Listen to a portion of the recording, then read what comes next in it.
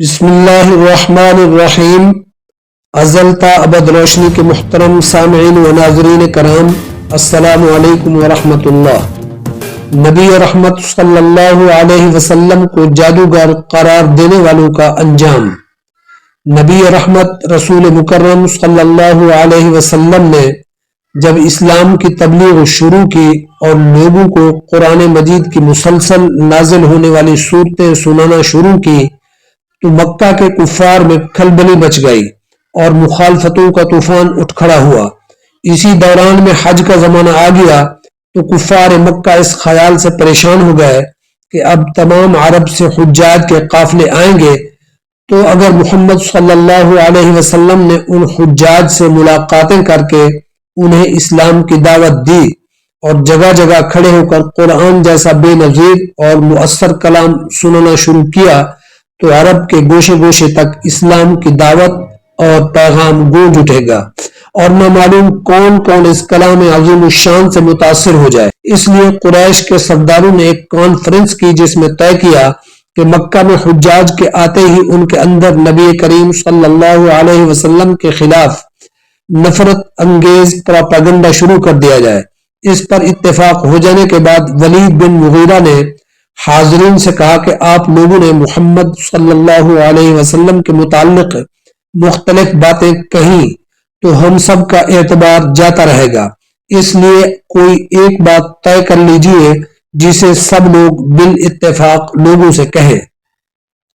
اس پر کچھ لوگوں نے کہا ہم محمد صلی اللہ علیہ وسلم کو نعوذ باللہ کاہن کہیں گے۔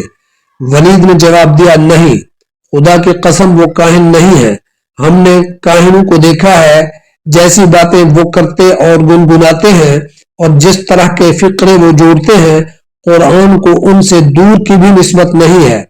کچھ اور لوگ بولے پھر انہیں مجنون کہا جائے۔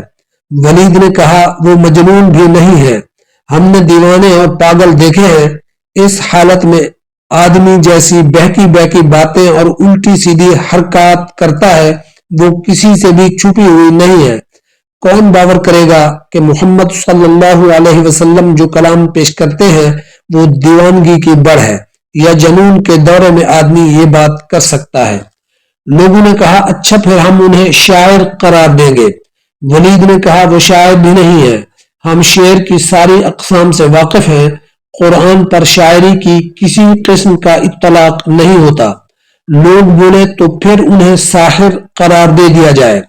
ولید نے کہا وہ ساحر بھی نہیں ہے، جادوگروں کو ہم جانتے ہیں اور اپنے جادو کے لیے جو طریقے وہ اختیار کرتے ہیں ان سے بھی ہم واقف ہیں، یہ بات بھی محمد صلی اللہ علیہ وسلم پر چسپاں نہیں ہوتی۔ پھر ولید نے کہا ان باتوں میں سے تم جو بات بھی کہو گے لوگ اس کو ناروا الزام سمجھیں گے۔ خدا کی قسم اس کلام میں بڑی حلاوت ہے، اس کی جڑ بڑی گہری اور اس کی ڈالیاں بڑی ثمردار ہیں۔ اس پر ابو جہل ولید کے سر ہو گیا اور اس نے کہا تمہاری قوم تم سے اس وقت تک راضی نہ ہوگی جب تک تم محمد صلی اللہ علیہ وسلم کے بارے میں کوئی بات نہ بتلاؤ۔ ولید نے کہا اچھا مجھے سوچ لینے دو۔ پھر سوچ سوچ کر بولا قریب ترین بات جو کہی جا سکتی ہے وہ یہی ہے کہ تم عرب کے لوگوں سے کہو کہ یہ شخص جادوگر ہے، یہ ایسا کلام پیش کر رہا ہے جو آدمی کو اس کے باپ، بھائی، بیوی، بچوں اور سارے خاندان سے جدا کر دیتا ہے۔ ولید کی اس بات کو سب نے قبول کر لیا اور پھر ایک منصوبے کے مطابق حج کے زمانے میں قریش کے وفود حاجیوں میں پھیل گئے اور انہوں نے آنے والے زائرین کو خبردار کرنا شروع کیا کہ یہاں ایک ایسا شخص اٹھ کھڑا ہوا ہے جو بڑا جادوگر ہے اور اس کا جادو خاندانوں میں تفریق ڈال دیتا ہے، اس لیے اس سے ہوشیار رہنا۔ اس طرح قریش نے رسول اللہ صلی اللہ علیہ وسلم کا نام خود ہی سارے عرب میں مشہور کر دیا۔ کفار کی اس پراپیگنڈا مہم پر قرآن میں یوں فرمایا گیا اچھا یہ حرکتیں جو تم کرنا چاہتے ہو کر لو، دنیا میں ان سے کوئی مقصد برآری تم نے کر بھی لی تو اس کے برے انجام سے کیسے بچ نکلو گے جب سور پھونک مارا جائے گا اور قیامت برپا ہوگی۔ ولید کو اللہ تعالیٰ نے بے شمار نعمتوں سے نوازا تھا۔ حضرت عبداللہ بن عباس کے بقول اس کے باغات اور جائیداد مکہ سے طائف تک پھیلے ہوئے تھے، اور بقول ثوری اس کی سالانہ آمدن 1 کروڑ دینار تھی۔ اس کے باغات کی پیداوار سردی ہو یا گرمی سارا سال جاری رہتی تھی۔ وہ عربوں کا نامور سردار مانا جاتا تھا۔ قرطبی کی روایت کے مطابق وہ خود کو غرور و تکبر کے ساتھ وحید ابن الوحید کہتا تھا، یعنی یکتا باپ کا یکتا بیٹا۔ اس کے خیال میں نہ کوئی اس جیسا تھا اور نہ اس کے باپ جیسا۔ ولید بن مغیرہ کو اولاد کی کثرت کی دولت سے بھی نوازا گیا تھا۔ اس کے 10-12 لڑکے تھے، جن میں سے حضرت خالد بن ولید تاریخ میں سب سے زیادہ مشہور ہیں۔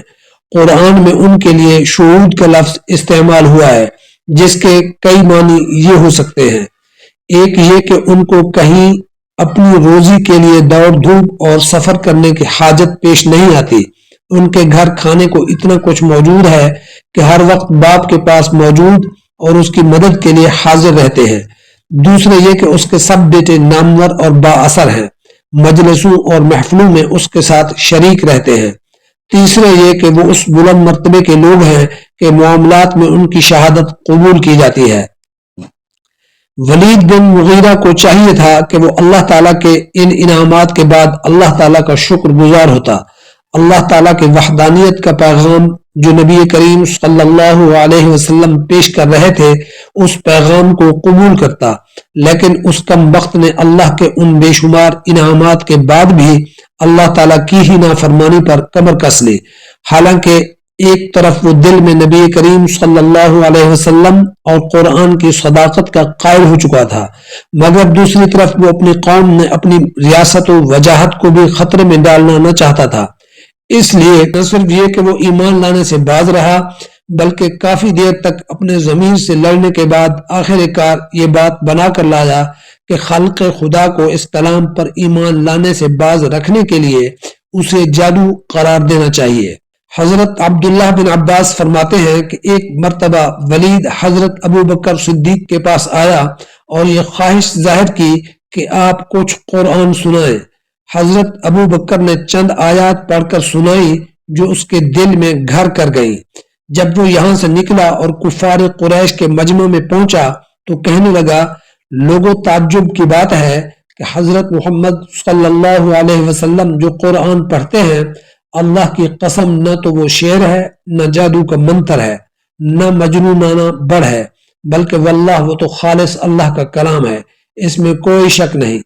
قریشیوں نے یہ سنا تو سر پکڑ لیا اور کہنے لگے کہ اگر یہ مسلمان ہو گیا تو بس پھر قریش میں سے ایک شخص بھی اسلام لائے بغیر نہ رہے گا۔ جب قرآن کی یہ عبارت حامیم تنزیل الکتاب من اللہ العزیز العلیم سے الیہ المصیر نازل ہوئی، رسول اللہ صلی اللہ علیہ وسلم اس کی تلاوت فرما رہے تھے۔ ولید بن مغیرہ نے یہ کلام سنا تو دنگ رہ گیا اور پھر سرداران قریش کی محفل میں جا کر بے ساختہ پکار اٹھا، واللہ میں نے محمد صلی اللہ علیہ وسلم سے ایسا کلام سنا ہے جو نہ کسی انسان کا کلام ہو سکتا ہے نہ کسی جن کا، اور اس حالت میں بڑی حلاوت ہے اور اس پر ایک خاص رونق ہے، اس کا اعلیٰ ثمر آور اور اسفل پانی جاری کرنے والا ہے، وہ بلا شبہ سب سے بلند و بالا ہو کر رہے گا، اس پر کوئی غالب نہیں ہو سکتا، یہ کسی بشر کا کلام نہیں ہے۔ بحوالہ تفسیر قرطبی۔ ابن کثیر میں حضرت قتادہ کے حوالے سے یہ روایت ہے کہ ولید بن مغیرہ کے اس اعتراف کے بعد کفار میں گویا زلزلہ آ گیا اور بہت سے کفار کے دلوں میں اسلام کے بارے میں نرم گوشہ پیدا ہونے لگا۔ اس پر ابو جہل بہت پریشان ہوا اور اس نے ولید بن مغیرہ کو زج کرنے کے لیے ایک شیطانی چال چلی۔ وہ ولید کے پاس گیا اور اس سے غصہ دلانے کے لیے کہا کہ چچا، چونکہ تم بوڑھے ہو گئے ہو اور محمد صلی اللہ علیہ وسلم اور ابن ابی قحافہ یعنی حضرت ابو بکر صدیق کے پاس کھانے پینے کے لیے جاتے ہو اور پھر ان کی تعریف و تحسین کرتے ہو، جس سے ہمارے ساتھیوں کا مورال گر رہا ہے، اس لیے ہم نے طے کیا ہے کہ اب ہم چندہ جمع کر کے تمہیں دیں گے تاکہ آئندہ تمہیں وہاں جانے کی ضرورت پیش نہ آئے اور تمہارے لیے کھانے پینے کا یہی بندوبست ہو جائے۔ ابو جہل نے یہ چال ولید بن مغیرہ کو طیش دلانے کے لیے چلی تھی جو پوری طرح کارگر ہو کر رہی۔ اس کی باتیں سن کر ولید بن مغیرہ غصے سے بے قابو ہو گیا، اس پر جنون طاری ہو گیا اور وہ تکبر میں بپھر کر بولا، کیا کہہ رہے ہو؟ میں محمد صلی اللہ علیہ وسلم اور ان کے ساتھیوں کے ٹکڑوں کو محتاج ہو گیا ہوں، کیا تمہیں اور تمہاری قوم کو میرے مال و دولت کی کثرت معلوم نہیں؟ قسم ہے لات اور عزا کی، میں ان چیزوں کا ہرگز محتاج نہیں ہوں، لیکن اگر میرا ان سے رابطہ رکھنے کی وجہ سے یہ تعصب پھیل رہا ہے کہ میں ان سے کھانے پینے جاتا ہوں، تو اب میں اللہ کی قسم کھا کر کہتا ہوں کہ آئندہ میں نہ محمد صلی اللہ علیہ وسلم کے پاس جاؤں گا، نہ ابو بکر کے پاس اور نہ عمر بن خطاب کے ساتھ کوئی رابطہ رکھوں گا، مگر یہ بات اچھی طرح یاد رکھو، تم محمد صلی اللہ علیہ وسلم کو مجنون کہنے کی جو سنگین غلطی کر رہے ہو، کوئی ہوش مند تمہاری اس بات پر یقین نہیں کرے گا۔ کیا تم میں سے کسی نے انہیں کوئی مجنونانہ کام کرتے دیکھا ہے؟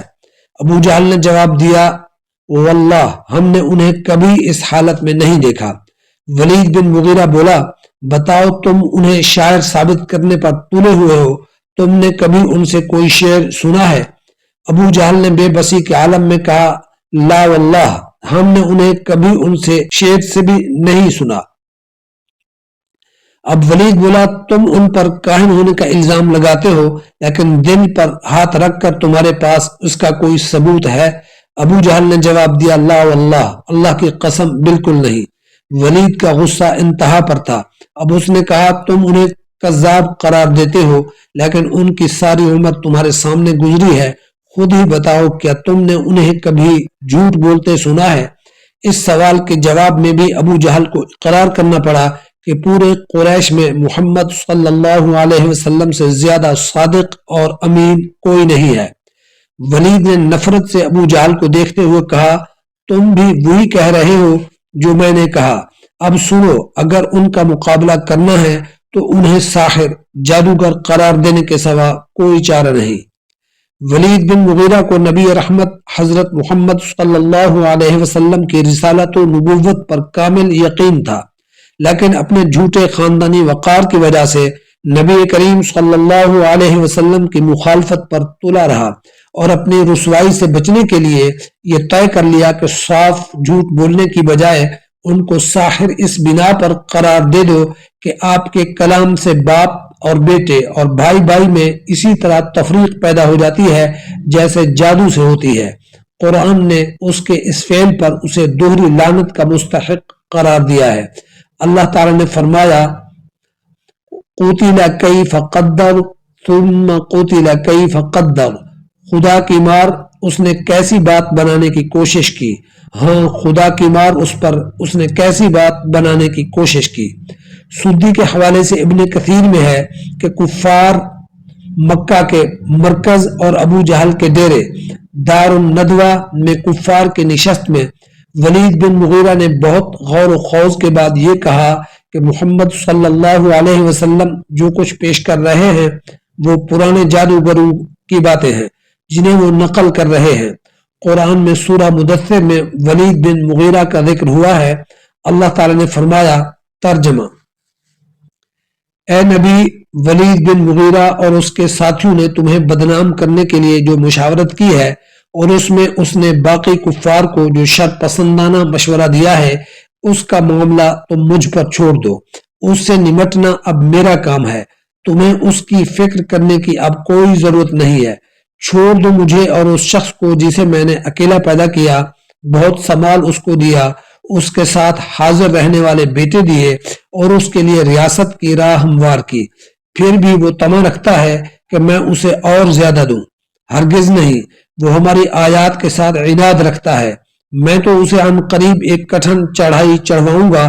اس نے سوچا اور کچھ بات بنانے کی کوشش کی تو خدا کی مار اس نے کیسی بات بنانے کی کوشش کی، ہاں خدا کی مار اس پر اس نے کیسی بات بنانے کی کوشش کی، پھر لوگوں کی طرف دیکھا، پھر پیشانی سکیڑی اور منہ بنایا، پھر پلٹا اور تکبر میں پڑ گیا، آخر کار بولا کہ یہ کچھ نہیں ہے مگر ایک جادو جو پہلے سے چلا آ رہا ہے، یہ تو ایک انسانی کلام ہے۔